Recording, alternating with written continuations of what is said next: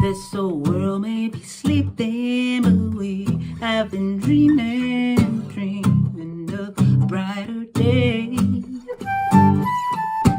Some of us keeping our minds on the reason. Beautiful season is coming our way. Today could be the day. Hey, little flower, you got the power to push through green blankets. You're ready to grow. Hey there, sweet bluebird, tell me what you heard. I want to sing that great song that you know. Wake from your slumber and try to remember a time when we all were together as one. A new day is coming, yes, there will be sunshine. Wipe away teardrops, springtime will come.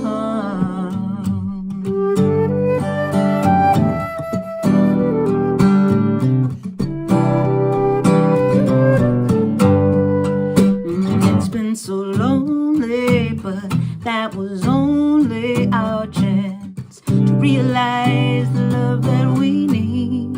Come, take my hand now, let's make a plan how to stay wide awake. Let's fly you and me away.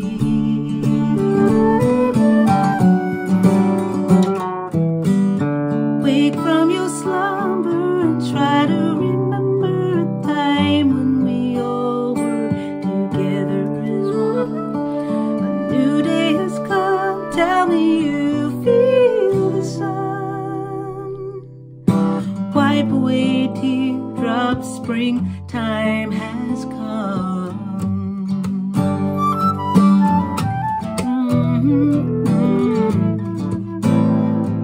I'm wide awake now.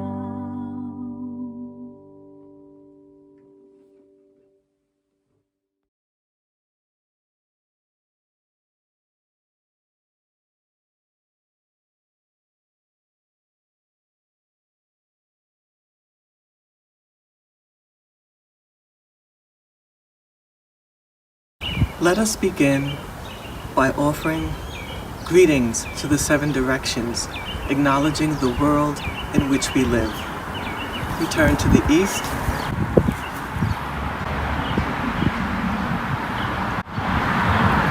where the sun rises. We turn to the south for its warmth and energy. We turn to the west.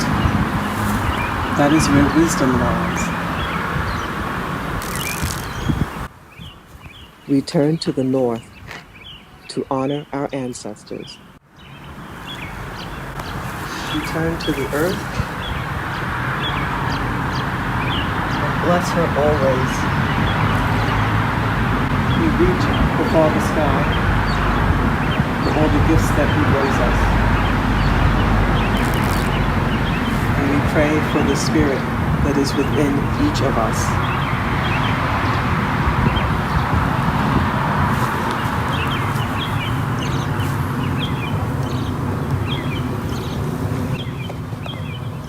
And we acknowledge this land, which is Lenape land, the ancestors who are still with us and have always been.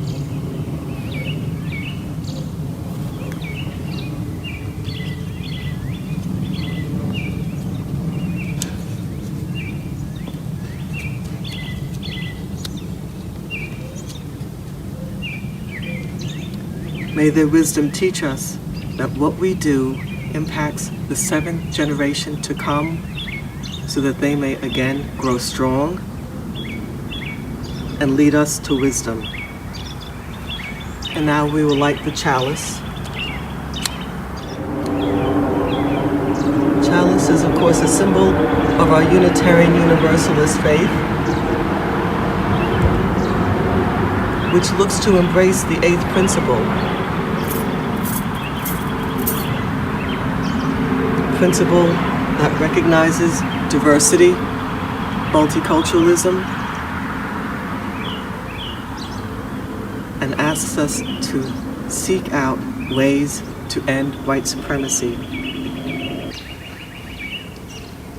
We honor all of the elements of the earth, the water from the spring, the feathers from the bird of the air, indicating air flow. We have soil. We have fire. We need all of these to live. Aho.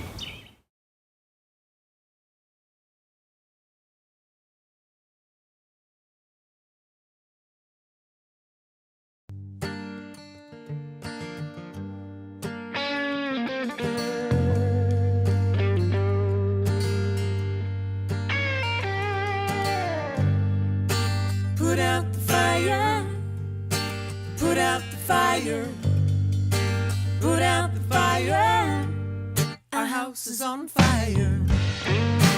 Put out the fire, put out the fire, put out the fire, our house is on fire. We love you, we hear you, we commit to change our ways, not later, but sooner, right now, for your future.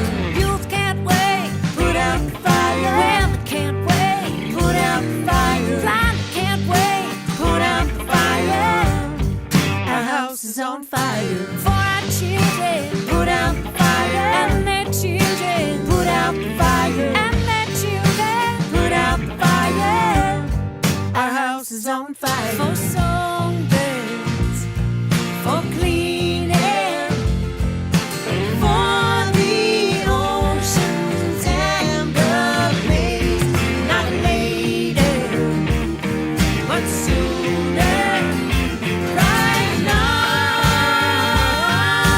for our future. Melting glaciers, put out the fire. Rising seas, put out the fire. Bleaching coral, put out the fire. Our house is on fire. Shrinking shoreline, put out the fire. Sinking island, put out the fire. Growing dry land, put out the fire. Our house is on fire.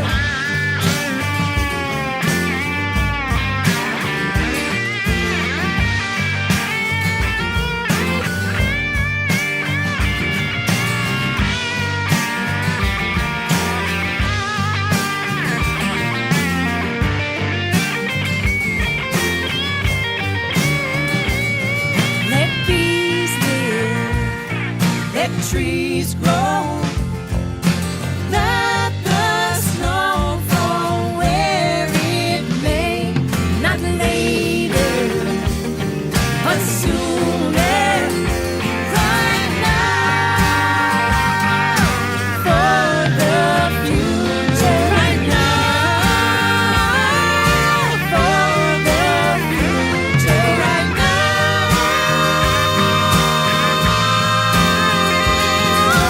we are here to put out the fire. This is how we put out the fire. Time is now, we put out the fire. Our house is on fire.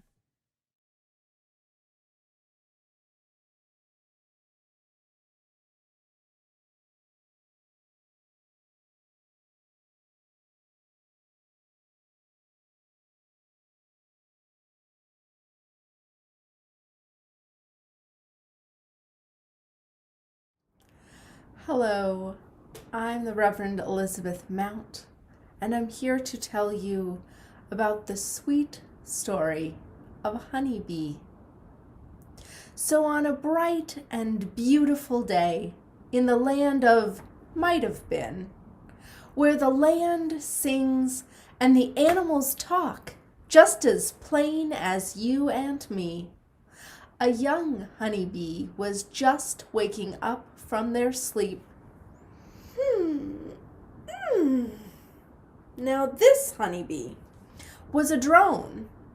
As you might know already, there are in a honeybee hive just one queen of the hive, several consorts of the queen, and many, many drones who are the workers of the hive. Well, this young drone, appropriately named Beatrice, had just grown up enough to take their first flight out of the hive to begin harvesting the nectar and the pollen that bees need in order to feed themselves and make honey to store for their winter food. Beatrice was so excited about their first flight and just buzzed off to begin gathering nectar, coming back as fast as they could fly with a full tiny basket of pollen and all the nectar it was possible to carry. Again and again, Beatrice zipped off to fill up and zoomed back like the tiniest little superhero, just swooshing and swishing through the air. By mid-afternoon, Beatrice was very tired from all of this zipping and zooming about, and not a little cranky, too. It had only been one day, but bees don't live very long. And, well, Beatrice was concerned at how small the pile of pollen was, how very little nectar she seemed to have gathered for the hive. Beatrice stopped to rest for a moment near an elder drone by the name of Abigail.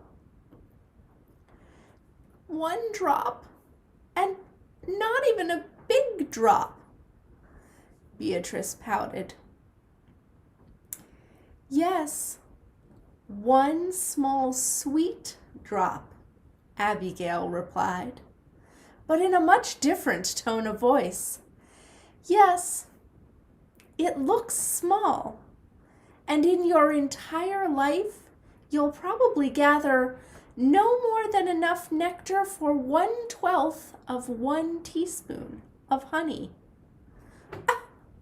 Then why even bother? Asked Beatrice. It doesn't seem like I make much of any difference at all.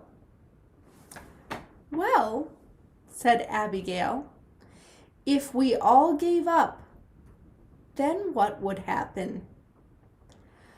Well, I guess there wouldn't be any more honey or pollen, and then the queen would stop having babies, and the young would stop being fed, and the colony might die off.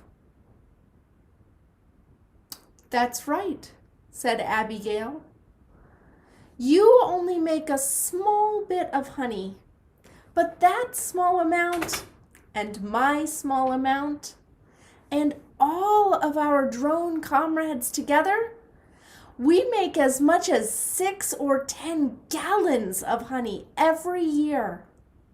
So much that without tending from a beekeeper, we could fill up a hollow tree or a vacant hive, and we'd have to move on every couple of seasons. It turns out that everyone's small effort is the only way to sweet success for this hive and for all honeybees. Wow, said Beatrice. I guess I'd better get back to doing my part. Well, said Abigail, that's not quite right either. Rest for a moment and gather yourself. Make sure you're fed and well before you go back out there. You see, everyone's effort is necessary, but it also matters that you're well nourished and sustained and that you have fun. Don't just gather the pollen as fast as you can.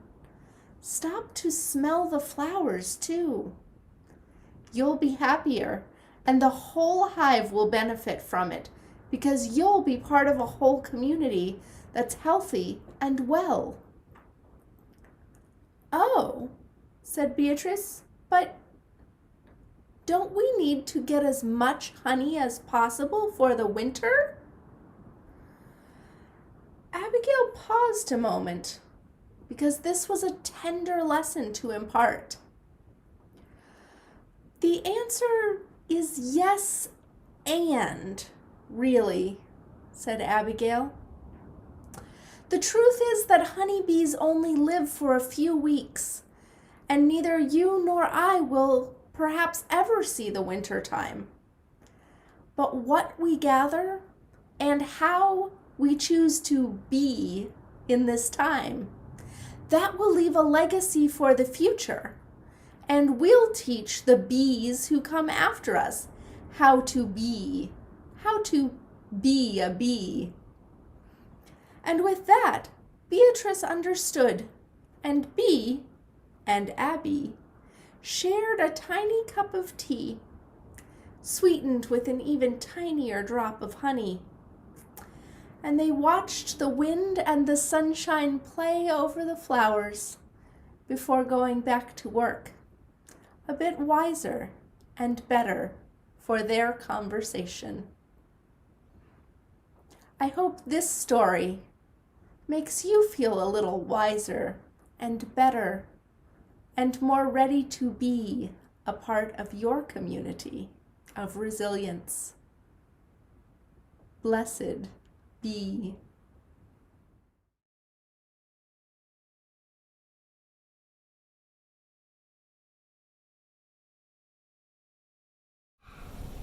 In the ancient way of the earth, the great cycles come and go, winter and spring, living to dying, to living again.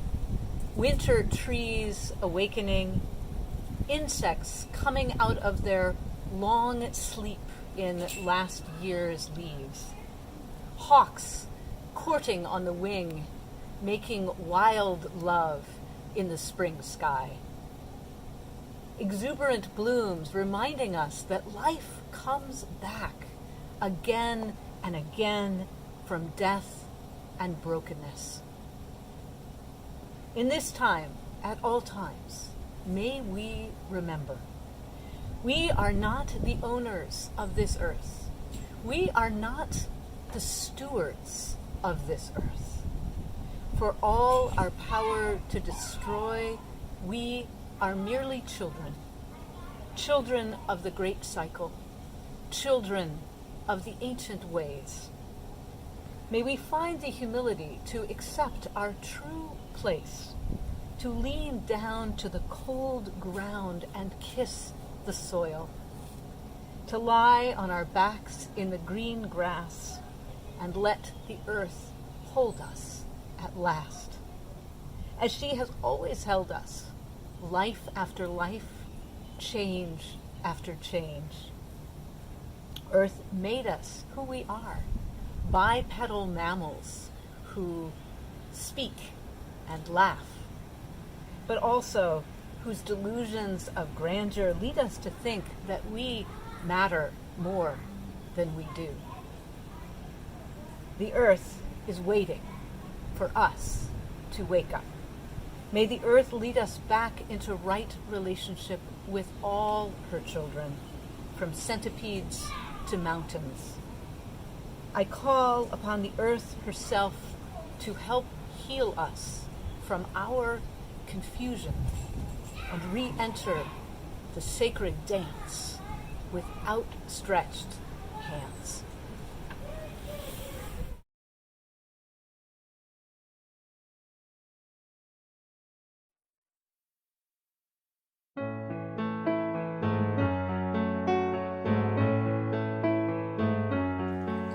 This precious web of life on earth, inheritance of on earth, has every blessing freely given to ya.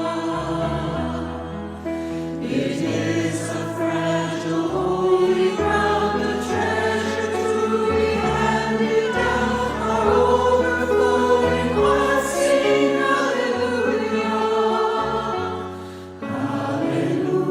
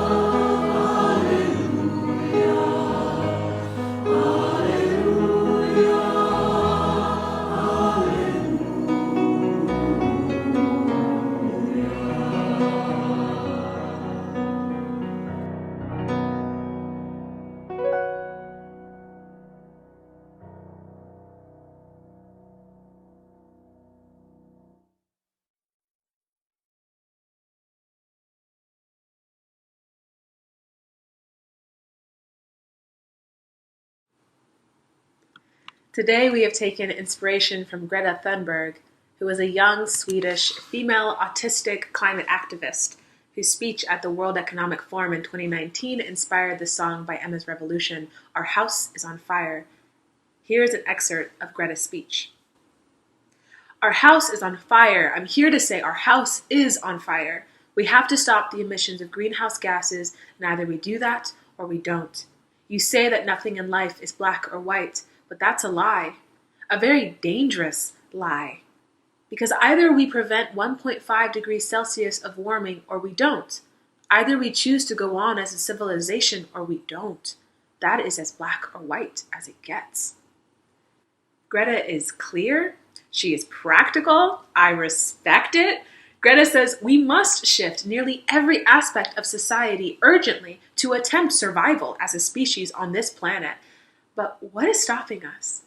As a minister that trusts and centers life, I ask what prevents reasonable and natural right action. This is the dilemma that we must resolve to address the core source of the environmental mess that colonization and really capitalism has whipped us into in just a matter of a couple centuries. We've been presented a cultural framework with binaries that failed. Like Greta says, and male and female are blood snippets of truth from a historical and scientific evidence that there is much more and is ever shaping and shifting. Day and night are short changes of the reality that dawn and dusk also exist. Yet Greta says there are some black and white truths. She says either we choose to go on as a civilization or we don't. Well, today, I present to you my black and white truth. This duality is at the core of not just the human experience, but what I often call the carbon experience. The network of life we belong to and cycle through. Like bees, part of a colony, our bodies are part of a larger organism, an organized system. Here it is. Either we center life or we're glitching. Here's the science behind it. The autonomic nervous system in vertebrates is the part of the nervous system that controls and regulates the internal organs without any conscious recognition or effort by the organism. The autonomic nervous system comprises of two antagonistic sets of nerves, the sympathetic and the parasympathetic nervous systems. The parasympathetic nervous system is the baseline state of life. This is the state of rest, ease, when the immune system is active, when digestion is processed and healing happens. The sympathetic nervous system is the need-based mode for survival. You've probably heard of it as fight, flight, freeze, and collapse. And it's when most of the organism's energy is targeted to survive. I call it a lunge for life, and frankly, it makes me pontificate. The poetry of organisms that are pre-programmed for life, preservation, and protection, and how it could have gone so wrong. Well, unlike wild plants and animals, humans have an uncanny ability to disrupt the completion of the sympathetic nervous system, and basically, we glitch. We get stuck in the sympathetic system as trauma isn't allowed to process and return to the parasympathetic. That energy becomes traffic jammed in our bodies, throwing off our reasoning, our processing, our perspective, our physiological regulating abilities. In short, rest and survival are the two systems that construct and sustain life. And so either we are centering life or we're glitching. If we desire to sustain life, if we desire to save our chance at inhabiting this planet, to defend all human Black bodies, Indigenous bodies, people of color, disabled, queer, women, trans bodies, if we desire justice and equity in our social order, we must restore these two systems in our bodies and in our cultures. Because our culture glamorizes hustle and busy and avoids rest. We believe excess isn't enough, and there isn't enough for everyone. We think that hoarding wealth and resources is just the name of the game instead of ecosystem sabotage. We glorify monocrops and the erasure of biodiversity and nutrient density with our manicured, inedible monocrop lawns, with our gender preference for males and patriarchy, or the race glorification with white supremacy, or a bias for abled bodies and culturally attractive bodies with ableism and body shaming and fat phobia, and again and again and again, I can name the social effects of our house on fire, of trauma unaddressed, of nervous systems glitching in survival mode. Today and onwards, let us be clear in curating pathways to healing repressed energy. Because what we are doing outside of our bodies, we are also complicit within them. Do you get what I'm saying? I'm saying hurt bodies. That the repressed grief, anger, fear, shame, emotions, that energy in our bodies, just like those of our ancestors, will shape a world of repression, grief, anger, fear, shame, leading to inflammation and festering. We fuel a pressure cooker that, as the laws of physics demand, will be released one of two ways. One, by relief valve, with intentionality and regulated and sustaining life. Or two, by force. It will burst out. This pressure cooker of repression inside ourselves mirrors what we have turned our atmosphere into, stuffed with greenhouse gases, heating us all up. It is outside as it is maintained inside. Our house is on fire, y'all, and the source is us. The diagnosis is clear. Hurt bodies, and our relationship to life as Homo sapiens still easily can skew towards self-sabotage. So we must build a lifestyle of healing, constantly bolstering our resilience and addressing emotions as they present themselves. This is our call. Leah Morris gave us the equation in their song titled Spring Thing, and in the chorus, Leah sings beautifully, "Wake up from your slumber, try to remember a time when we all were together as one. A new day has come. Tell me you feel the sun. Wipe away teardrops. Springtime has come. I'm wide awake now." Let us explore this chorus to identify our pathways to healing. First, Leah implores us to wake up from our slumber, just like Greta urges and Emma's Revolution sings. Our house is on fire. But how is the question? Well, each of these guided invitations that follow are experiences, and I'll break them down. Please make note in your body how you feel and what comes up. Make note what pings true in your bones and what your body asks for to continue healing. First, Leah invites us to try to remember a time when we all were together as one. Y'all, I want to start with the basis that the earth is not exotic, it's not foreign, The earth isn't even really outside or other from ourselves. It isn't a gift to us or something we must rile up abstract empathy for as a separate object. We are the black earth itself. This is the roots of my community ministry for and by Black millennials and Gen Zers, to describe and support an ecosystem of spiritual wellness and to center life. Though we are not only our bodies unite us with all carbon in a shared experience of returning to healing and wholeness, with other human bodies, animal bodies, plants and soil bodies. And if at the core of your cosmology you lack clarity of our oneness in a real and tangible way, let me read you this excerpt from a book I've recently read. Once upon a time, there was a universe. We're not sure about how it started or whether there is a reason, but we are pretty sure that during the first sliver of a trillionth of a second, it expanded very rapidly, so that for the most part, it looked the same in every direction and looked the same from every position. It was sameness everywhere, except that particles started to blip out of nothing due to random fluctuations caused by quantum effects. Maybe in space-time, we're still not sure about that. Then again, we're not super sure about this either, but for some reason, those particles formed more matter than antimatter. That process started to form structures, and from those structures, stars formed. Then the stars got old. Some of them died in super epic, rather fabulous fashion, and they exploded into supernova, making heavy elements like carbon and oxygen in the process. Those elements went on to be the basis for all life on Earth. Neil deGrasse Tyson quite beautifully says, "We are stardust brought to life by the universe so that the universe can figure itself out." Try and remember a time when we all were together as one, and do this often, my loves. Leah goes on, "A new day has come." Octavia Butler has rooted the ultimate truth of change throughout her Parable of the Sower series, where protagonist Lauren Olamina observes and explains a theology resilient and relevant in a chaotic and tragedy-filled society. Let's meditate on it.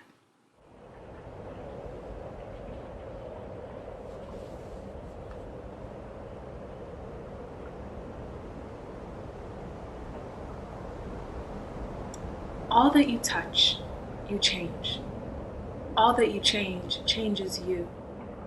The only lasting truth is change. God is change. When you feel stiff-necked, when your mind is narrowed and limited in possibilities, when you are stuck in survival and need to disrupt the pattern of pain, remember, the lasting truth is change.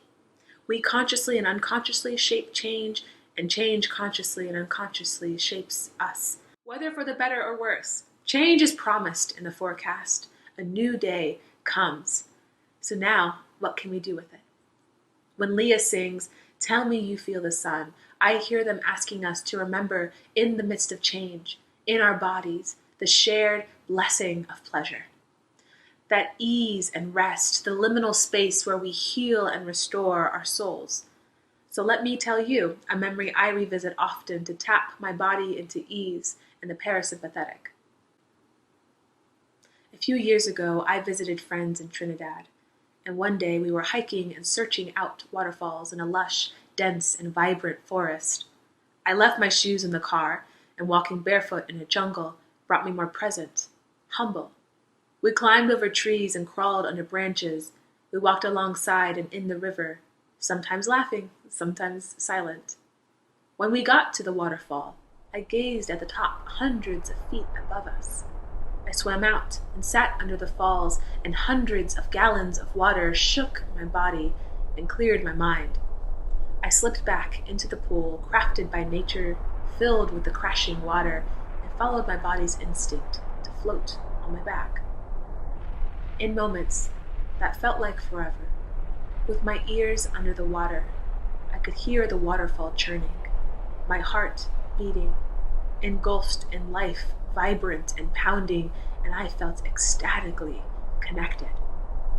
My eyes looked up at the tree canopy with slivers of sunlight dancing through. I felt, in that moment, I was in a familiar dream. I was not my body. I couldn't feel where I ended and the water, the wind, the sky, the trees began. It was connection, peace, and fullness. So much I didn't notice warm salt water leave my eyes and join the overflow all around me.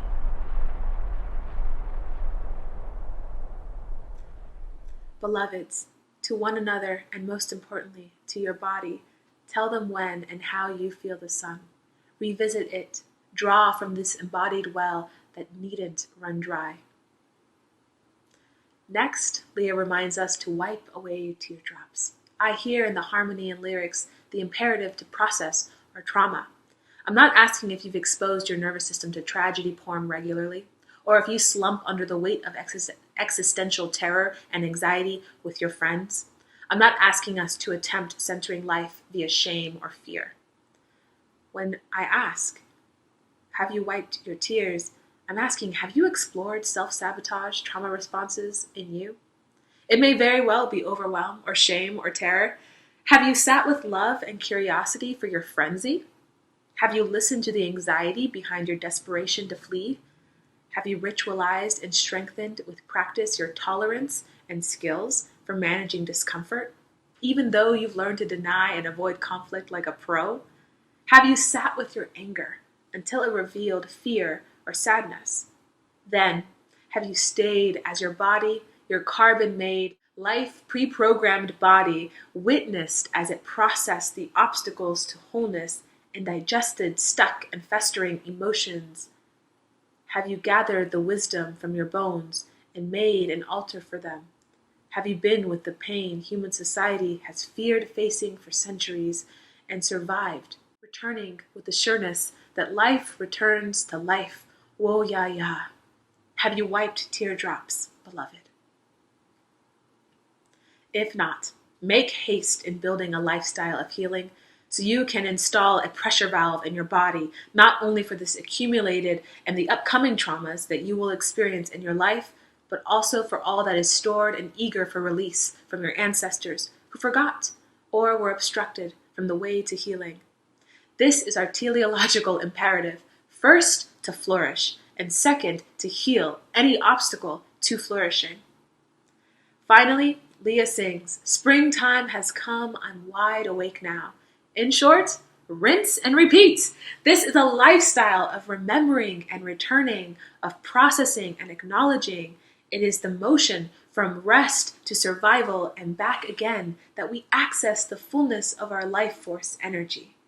We are awake and able to put out the fire. So remember our oneness and the inevitability of change. Soak your body regularly in organic and earnest pleasure and rest. Make spiritual the lifestyle of healing. Then repeat, beloveds. Each one of us has the power to shape change and widen the pathways for healing for all life. May you remember you are beloved, and go forth and be love. May it be so.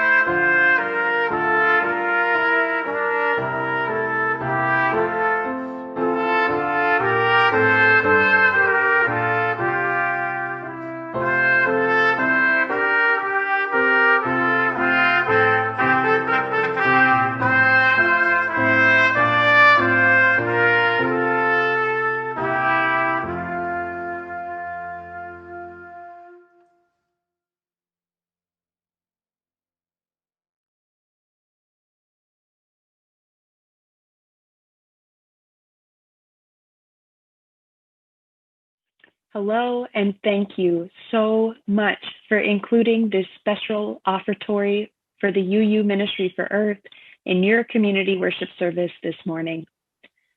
UU Ministry for Earth's mission is to be a wellspring of spiritual and educational grounding and practical support for bold, accountable action for environmental justice, climate justice, and the flourishing of all life. I hope you enjoy this short video to learn more about UUMFE's core values and priorities. The Unitarian Universalist Ministry for Earth is rooted in core values of faith and spirituality, environmental justice, partnership, and collective action. We are inspired to facilitate UU practices that honor and sustain the earth and all beings. We are ready to create climate justice, showing up in solidarity with Indigenous frontline communities and catalyzing a just transition to an ecological civilization through strengthening local climate commitments, advocating for a Green New Deal, and more. We are fortifying a powerful and united network of Unitarian Universalists working for Earth justice. Join us.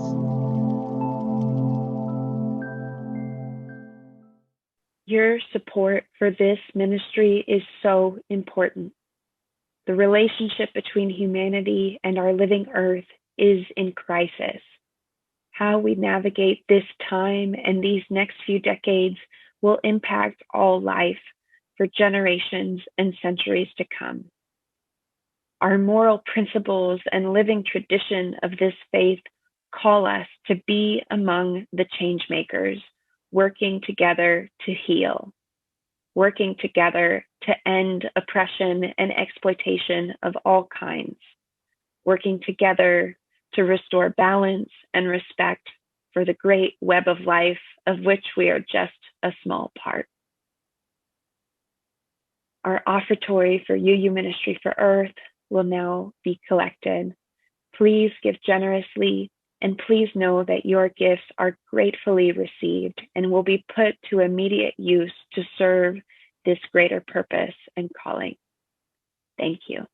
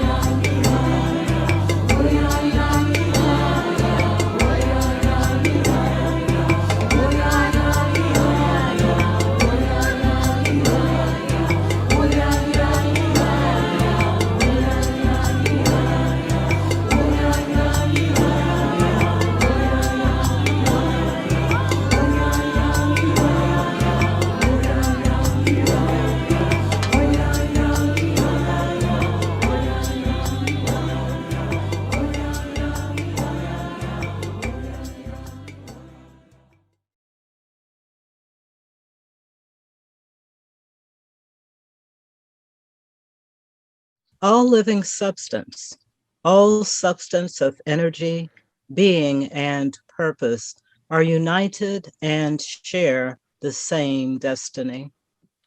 All people, those we love and those we know not of, are united and share the same destiny. Birth to death, we share this unity with the sun, earth, Our brothers and sisters, strangers, flowers of the field, snowflakes, volcanoes, and moonbeams. birth, life, death, unknown, known, unknown. Our destiny, from unknown to unknown. May we have the faith to accept this mystery and build upon its everlasting truth. Amen, Amin, Akshay. Go in peace.